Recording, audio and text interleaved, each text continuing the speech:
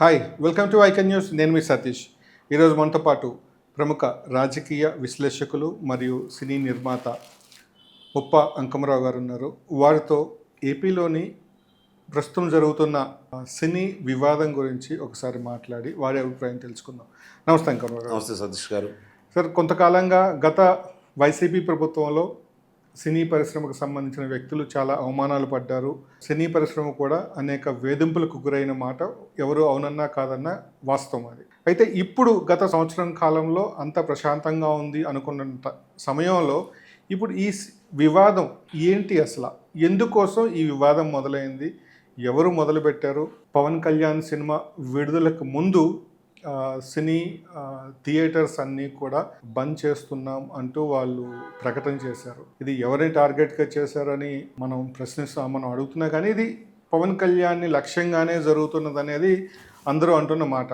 అసలు పవన్ కళ్యాణ్ లక్ష్యంగా ఇది జరగాల్సిన అవసరం ఏముంది అనేది నా క్వశ్చన్ ఒకటి. ఇప్పుడు సోషల్ మీడియాలో కానీ పరిశ్రమలో కానీ ఆ నలుగురు అనే పేరు బాగా ప్రముఖంగా వినిపిస్తుంది. అసలు ఆ నలుగురు ఎవరు? వాళ్ళకి పవన్ కళ్యాణ్ మీద కత్తి కట్టాల్సిన అవసరం ఏంటి మీ అభిప్రాయం? ఇది రెండు విధాలుగా ఈరోజు చూడాల్సిన పరిస్థితి. రెండోది ఏంటంటే పవన్ కళ్యాణ్ గారి సినిమా నాపాలనే ఆలోచన, అతని మీద పోరాటం చేసే ధైర్యం ఇళ్లలో లేదు. ఓకే, ఇది ఒకటి గమనించుకోవాలి ముందు. అంటే నిర్మాతల్లో లేదంటారా? నిర్మాతలు కాదు, ఎవరైతే నలుగురు గురించి మాట్లాడుకుంటున్నారో, అతని చిత్రాన్ని ఆపాలని ప్రయత్నం చేస్తున్నారని భావిస్తున్నారో దానికి సంబంధించినటువంటి నలుగురు దిల్ రాజు గారు, అల్లు అరవింద్ గారు, సునీల్ గారు, అలాగే సురేష్ బాబు గారు. వీళ్ళ నలుగురు గురించి ఇప్పటి వరకు ఆ నలుగురు అని చెప్పని మాట్లాడుకుంటూ ఉంటారు. రెండవది అయితే ఆ నలుగురులో నేను లేను అని చెప్పేసి అల్లు అరవింద్ గారు దాని దగ్గర కూడా వస్తా. ఇది తూర్పుగోదావరి జిల్లాలో ఇది ప్రారంభించారు. తూర్పుగోదావరి జిల్లాలో ప్రారంభించిన తర్వాత అది హైదరాబాద్కి, ఎందుకంటే ఎప్పుడైనా సరే ఇక్కడ తెలుగు చలనచిత్ర వాణిజ్య మండలికి రావాల్సిందే కాబట్టి ఇక్కడి నుంచే దీని గురించి ఏది జరిగినా మా తరపు నుంచి, చిత్ర పరిశ్రమ తరపు నుంచి ఏది జరిగినా కూడా అది చిత్ర పరిశ్రమకు సంబంధించి తెలుగు చలనచిత్ర వాణిజ్య మండలిలోనే ఏదైనా సమస్యలు ఉంటే అందరూ వచ్చి దాంట్లో గురించి మాట్లాడుకుంటూ ఉంటారు. వాళ్ళ ద్వారా ప్రభుత్వాల దగ్గరికి వెళ్ళడం జరిగింది. అంటే 24 క్రాఫ్ట్లో వాళ్ళు అనుబంధం ఉన్నది దీంట్లో అన్నమాట. ఇక్కడ వాళ్ళకి సంబంధించి ఏదైనా సమస్యలు ఉంటే వీళ్ళ దగ్గర మాట్లాడుకుంటారు. ఆ సమస్యలు ఇక్కడ పరిష్కారం కాకపోతే ప్రభుత్వ పెద్దలను ఆశ్రయిస్తారు. ప్రభుత్వం ద్వారా ఆ సమస్యలు ఏదైనా పరిష్కారం చేయాలనుకుంటే ఈ పెద్దలే వెళ్ళి వాడితోటి మాట్లాడి ఆ సమస్యల పరిష్కారానికి చూస్తూ ఉంటారు. అట్లాంటిది తూర్పుగోదావరి జిల్లాలో ఇది ప్రారంభమైంది. ప్రారంభమైన తర్వాత ఇప్పుడు ఆ పేర్లు కూడా చెప్తున్నారు ఒక్కొక్కళ్ళు. అక్కడి నుంచి వచ్చిన తర్వాత అంటే ఏప్రిల్ 19వ తారీఖున అక్కడ తీర్మానం చేశారు. దాన్ని ఇక్కడికి మే 14, మే 18 తారీఖులో ఇక్కడ సమావేశాలు నిర్వహించారు. కాకపోతే ఇక్కడ ఒక విషయం గురించి మనం గట్టిగా మాట్లాడుకోవాలి అంటే, ఈరోజు పవన్ కళ్యాణ్ గారి చిత్రాన్ని ఆపాలే ధైర్యం ఎవరికి ఉంది? ఇన్ని చిత్రాలు రాబోతున్నాయి, ఇవన్నీ కావాలని అంటున్నారు, మాకు ఎలాంటి సంబంధం లేదు అని మాట్లాడుతున్న వాళ్ళు ఈ నలుగురే అనుకుందాం, బయట వద్దు. మీరు చెప్పినట్టు మీ దగ్గర అన్ని ప్రదర్శనశాలలు లేవు, అది కూడా ఒప్పుకుందాం. మరి మీరు ముందుకొచ్చి ఇది ఇట్లా ఎందుకంటారు? మేము దానికి అతీతులం, పవన్ కళ్యాణ్ గారి చిత్రాలను ఆపటం ఏంటి? ఏదైనా ఉంటే మళ్ళీ మనం పరిష్కారం చేసుకుందాం, అంతే తప్ప ఇది బహిర్గతం కావద్దు, బయటికి రానియొద్దు, మనం మాట్లాడుకుంటాం, అలాంటిది రాకూడదు అని చెప్పి వీళ్ళు ఎవరు మాట్లాడలేదు కదా. ఈరోజు వీళ్ళిద్దరూ బయటకు వచ్చి మాట్లాడుతున్నారు. దిల్ రాజు గారు కావచ్చు, అల్లు అరవింద్ గారు కావచ్చు. కాదని మనం అనం, వాళ్ళు మాట్లాడుతున్నారు. అందుట్లో కొన్ని వాళ్ళు పరిశ్రమకు కూడా ఆమోదమైనవి మాట్లాడారు, కానీ పరిష్కారాల గురించి మాట్లాడట్లా. పరిష్కారాలు మా చేతుల్లో లేవు, ఒక తాటి మీద లేవు అంటున్నారు. మీరు ఒక తాటి మీద ఉన్నారా లేరా అనే దానికి ఇక్కడ సంబంధించిన విషయం కాదు. పెద్దలు అని మీరు అనుకుంటున్న వాళ్ళు కొన్ని విషయాల్లో మీరు ముందుకొచ్చి చెయ్యాలి, కొన్ని త్యాగాలు మీరు చెయ్యాలి కదా. అది మీరు చేయటం లేదు. మీ చేతుల్లో ఉందాన్ని కూడా మీరు కొన్ని అబద్ధాలు ఆడుతున్నారనేది స్పష్టంగా అర్థమైపోతానే ఉంది. దీనికి సంబంధించినంత వరకు ఈరోజు నిన్నేమో అల్లు అరవింద్ గారు, ఈరోజేమో దిల్ రాజు గారు అయితే నేను ఇప్పుడు ఈ స్థాయి దాటి వెళ్ళిపోయాను, నేను ఈ చిన్న చిన్న విషయాల గురించి పట్టించుకునే పరిస్థితిలో లేను, నేను నా స్థాయి దాటి వెళ్ళిపోయాను, వీటితో నాకు సంబంధం లేదు, నేను కొత్తగా ఆలోచిస్తున్నాను, కాబట్టి దీనికి నాకు ఎలాంటి సంబంధం లేదు, నేను పర్సంటేజీ కావాలని నేను కూడా అడుగుతున్నాను. దానికి డిస్ట్రిబ్యూటర్లు సిద్ధంగా లేరు, అలాగే నిర్మాతలు సిద్ధంగా లేరు. ఈ విధంగా మాట్లాడుకుంటా ఉన్నారు. ఇప్పుడు ఇక్కడ అస్సలు ఈ విధంగా ఎవరైతే ప్రదర్శనశాల వాళ్ళు ఉన్నారో వాళ్ళని మాకు ఇంత ఇస్తేనే మా చిత్రాన్ని మీ దాంట్లో విడుదల చేస్తామని చెప్పని మొట్టమొదటగా వాళ్ళకి ఇట్లా నిబంధనలు పెట్టింది ఎవరు? అంతకుముందు ఈ గొడవలు ఇవ్వే కొంచెం పారదర్శకంగానే ఉండేది. మరి ఎందుకు జరిగింది అట్లా? కానీ మీరు వచ్చిన తర్వాత మీరు అవతల వాళ్ళకి మేము మా పద్ధతి ఇది, మేము ముందుగా డబ్బులు చెల్లించాం, మాకు అద్దె వద్దు, మేము ఈ శాతంతో మేము ఆడుకుంటామని చెప్పలేదుగా. ఇక్కడ సమస్యల్లా నిర్మాత ఎవరైతే ప్రదర్శనదారుడు ఉంటాడో మధ్యలో ఈ చిత్రాన్ని అక్కడికి ఇక్కడికి చేర్చేది పంపిణీదారుడు.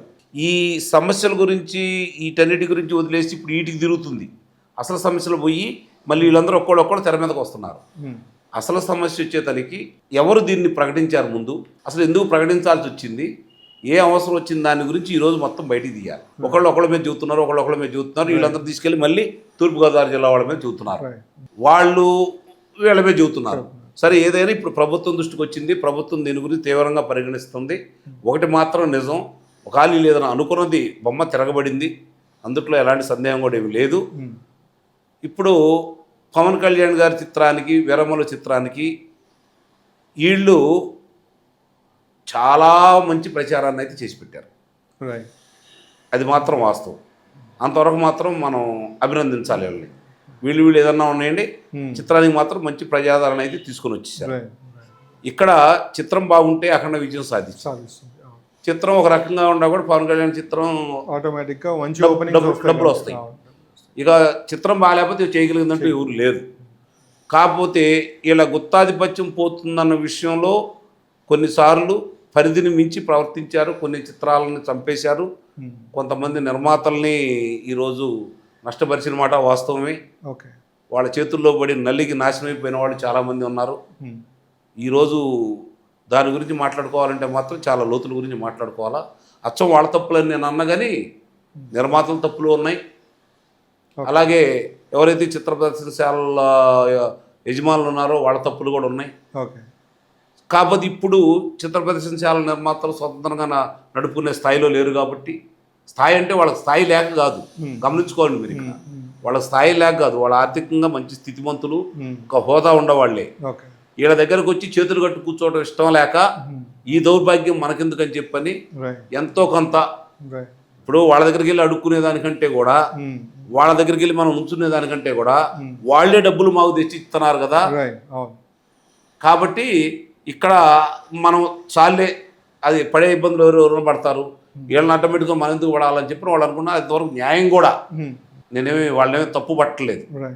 రెండోది, ఈ చిత్ర పరిశ్రమకు సంబంధించి చిత్ర పరిశ్రమకి అగ్రకథానాయుడు ఎదుగుతున్నటువంటి పవన్ కళ్యాణ్ గారు ఈరోజు ఆంధ్ర రాష్ట్రానికి ఉప ముఖ్యమంత్రిగా ఉన్నారు. మొట్టమొదటి ఇల్లు కలిసినప్పుడు ఆయన చాలా స్పష్టంగా అందరూ కలిసి రండి, సమస్య గురించి మాట్లాడుకుందామని చెప్పారు. కానీ ఎవరు కూడా దాన్ని ముందుకు తీసుకుని వెళ్ళే క్రమంలో ఒకరికొకళ్ళు సమన్వయం లేకపోవటం వల్ల, ఏకాభిప్రాయం లేకపోవటం వల్ల అది ముందుకు పట్టలేదు.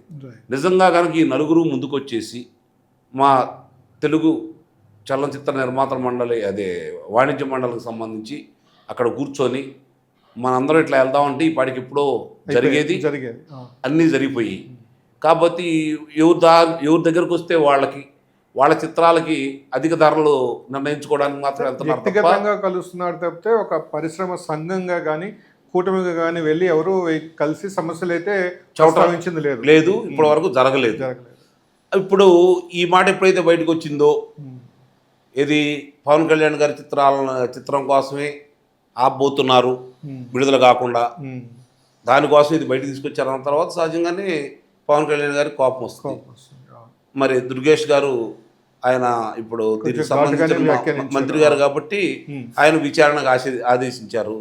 సరే, విషయాలు ఒక్కోటి బయటకు వచ్చినాయి అనుకోండి, ఇంతటితోటి ఆగకూడదు. నేను అనేది ఏంటంటే ఇంతటితోటి ఆగకూడదు.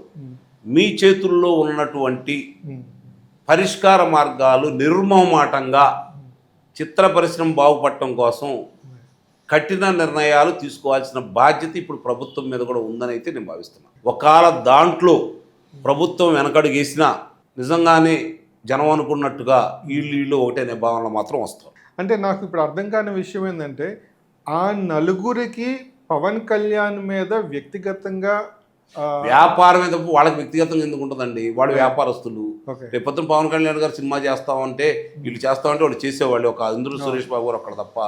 సరే అల్లు అరవింద్ గారి కంటే ఏదో కుటుంబం సంబంధించి వాళ్ళు దూరం అయ్యారని అనుకుంటారు. సునీల్ గారు చేస్తారు, దిల్ రాజు గారు కూడా చేస్తారు. వాళ్ళ ఆయన మీద లాభం వస్తారంటే ఎందుకు వదులుకుంటారు వాళ్ళు? కాబట్టి ఇక్కడ వేరే వాళ్ళ ఆధిపత్యం వస్తుందని వాళ్ళ ప్రయత్నాలు వాళ్ళు చేస్తారేమో, చేస్తున్నారని చెప్పని ఇప్పుడు కలుగుతున్నటువంటి మా అందరికి తెలుస్తున్నటువంటి వార్తలు. దాన్ని ఇప్పుడు ఒక్కొక్కళ్ళు బయటకు వచ్చి ఖండిస్తున్నారు. కాబట్టి విచారణలో వాస్తవాలు బయటకు వస్తే అసలు ఏం జరిగింది నిజంగా కనుక అన్ని విషయాలు బయటికి తీస్తే అప్పుడు దాదాపు చాలా సమస్యలకి పరిష్కార మార్గం అయితే దొరుకుతాయని నేను భావిస్తున్నాను. థ్యాంక్ యూ వెంకటరావు గారు. ఈ విధంగానైనా ఈ వివాదంతో అయినా సినీ పరిశ్రమలో ఉన్న సమస్యలు పరిష్కారం అయ్యి అందరూ సంతోషంగా ఉంటే అంతకంటే మించింది లేదు. Thank you so much. Thank you.